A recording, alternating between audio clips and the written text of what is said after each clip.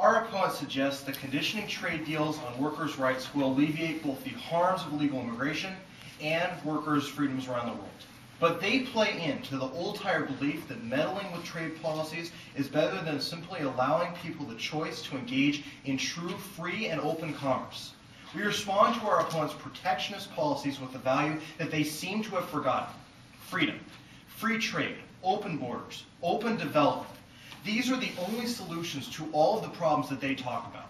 We propose abolishing barriers to trade and allowing labor to move as a true economic commodity in and of itself. Our economic strategy is fundamentally different from theirs. Rather than threaten countries which have low labor standards, we affirm free trade as a potential and in fact the best solution. Labor flows should not be treated as a chess piece the government leaders can control. Rather, labor ought itself be considered a commodity that can move freely across borders when it is needed. The struggle for labor rights has its roots not in protectionist policies, but in the core ideals of freedom and equality that are also the basis of modern free trade. The best solution is not to close and police our borders, but rather to open them entirely and create no barriers to goods moving across it, including labor. Our position is the best way to accomplish our opponents' goals. Our opponents speak of worker conditions, but open markets remain the best way to secure these rights. Rather than bully other nations into accepting our standards, we should allow free and open markets to have a jab at the problem. Milton Friedman, one of the most influential economists of the 20th century, said that, quote, "Historical evidence speaks with a single voice on the relation between political freedom and a free market.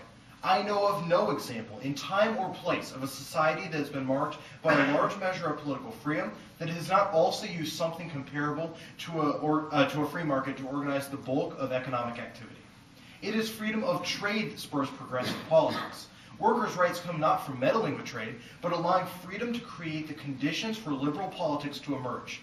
It isn't always easy. The United States is the best example of a nation that struggled with exploitation of workers.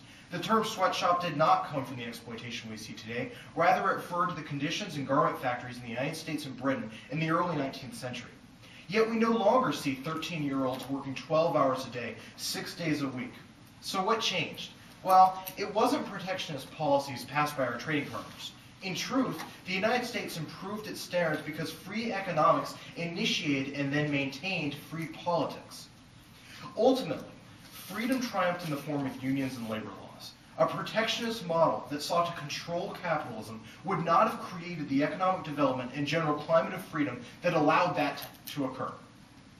Free flows of capital play upon human nature, just as they said. People will act in their own self-interest, but that is exactly why free trade has a greater capacity to promote human welfare all across the world. The profit motive carries with it the tools to encourage innovation in all sectors of the economy. This general cycle of upward growth will trickle down to the workers eventually. Our opponents also speak of how their program would address the problems of illegal immigration. We respond that free trade is ultimately the only way to solve that problem, because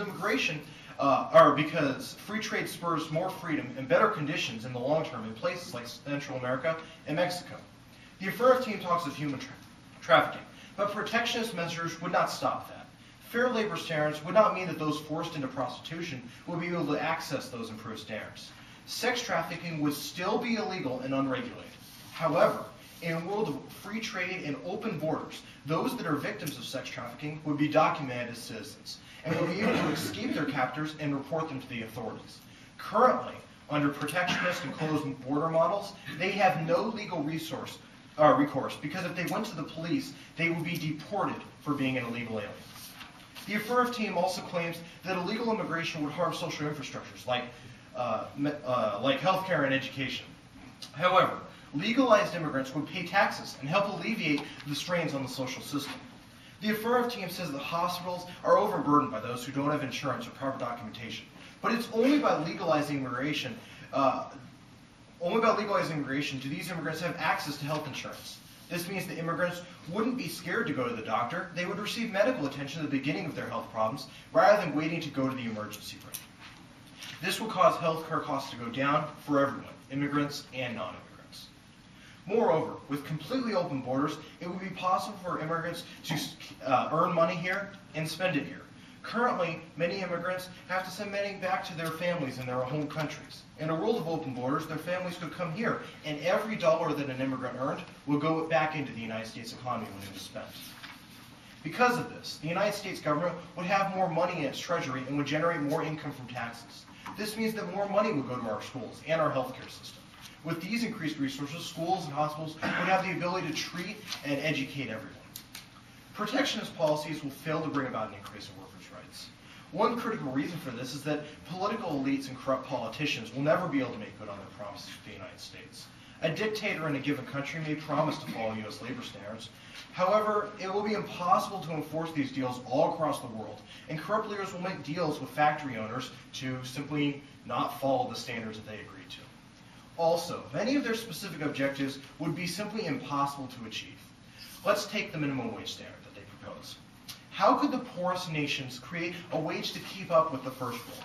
When countries found themselves unable to meet our standards, they would suddenly find themselves shut off from their export markets, the only source of income that they had in the first place. A minimum wage attached to a nation's living wage will be impossible. Living wage will fluctuate rapidly, and minimum wage in a given country would change from year to year. Even if a country has a very low cost of living, establishing a minimum wage would literally destroy that country's source of income and economy. Protectionist policies bring about more problems than they do solutions. History is in fact on our side. The Soviet Union collapsed in part because governmental interference in the economy made that economy unsustainable and collapsed. Fang Gang, deputy director of the Institute of Economics in Beijing, argues that the elites in China believe that given a chance to run the economy more scientifically like their Soviet counterparts, they could easily solve the country's economic problems. But the Cultural Revolution not only grievously damaged the economy, it also convinced many policymakers that the most important problem was the failure to concentrate on economic construction rather than basic structural defects in the system. The firm makes a fundamental mistake in applying protectionism to solve these problems. There is a disadvantage to this approach, namely that protectionist policies naturally stifle economic growth and free trade. The truth is that eventually another country is going to call our bluff. If put in a situation where the United States must either enforce these protectionist threats or fold, we'll have to make good on our threats. But this will spiral out of control. An attempt to increase the wage at a shoe production plant in China, for instance, may well wind up with a 300% excise tax on all shoes coming in from China in general. Considering the complexity of the hundreds of markets and dozens of countries involved in these protectionist barriers, it would be impossible to prevent escalation of tensions. We have to make good on our threats, and when we do, the degree to which we will have to regulate will guarantee that free trade goes entirely out the window. The problem here is that free trade offers the best solution to solve these problems in the first place. The only hope for solving poverty and reforming labor standards lies in free trade.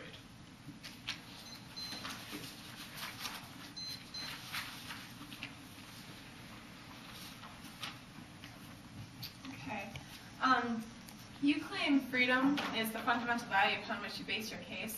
How would you define freedom? I'm not sure exactly what freedom means. It means different things to different people. I think we can agree it's a general state of autonomy from the government and ability to make one's own choices. Okay. Would you not then argue that freedom is a universal value that should be extended to all on a global level? Probably. I mean, there's different forms of it, but yeah. Okay. Then how then can you argue a case which guarantees oppression in the form of poverty? Isn't that imprisonment as well?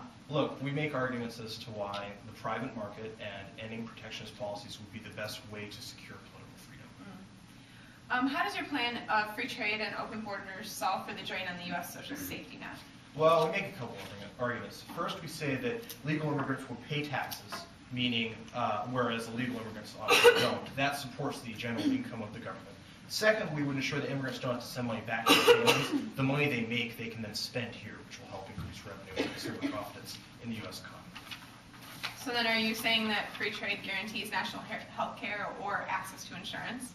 I mean, not necessarily, but probably greater tax revenue would make that possible, and certainly it would be more likely to happen in a world where the government had more money. They would make more universal healthcare type solutions. So what would you say then to legal immigrants who then supposedly flood the market but yet not have access to health care? Well, that's exactly what happens right now. At least in an open market, there would be more of a chance that an increase in tax revenue would help support social systems. If nothing else, charities would then step in at that point, and there would be more general economic growth to support that. So then, okay, so you're depending on the government and charities to provide health care. Sure. Okay. You state freedom triumphed in the form of unions and labor laws. How are unions and labor laws not also restrictions on the free markets that you tend to advocate? I mean, we never say people have to join a union. We say that economic freedom breeds political freedom, and a natural part of that is the ability to organize and form labor unions. That allows people to demand better standards in the factory. I mean, it's not like people can't say, oh, I don't want to join a union. They're perfectly able to do that. Okay. So you tend to disagree with the method of threatening the method of threatening the plan, but not the results of the plan? Is that what you're saying? Or? Sure. I mean, we think poverty is a big deal. We just think that the free market offers a better solution to that problem. How exactly does your trickle-down argument work? Well, okay. Basically, we say that growth generally brings all people out from poverty. That's what Friedman argues. The best example would be like in a factory where workers only will challenge their bosses in unions if they know that their boss has enough money to give them more vacation time or higher wages and things like that. Only a free market approach allows the workers to know that they can demand that out of their bosses because they're more general economic growth. So you also are basing your argument on increased knowledge and disclosure in the workplace? I mean, I think that's inevitable. I think if you see your boss drive up with a Bentley, you'll know.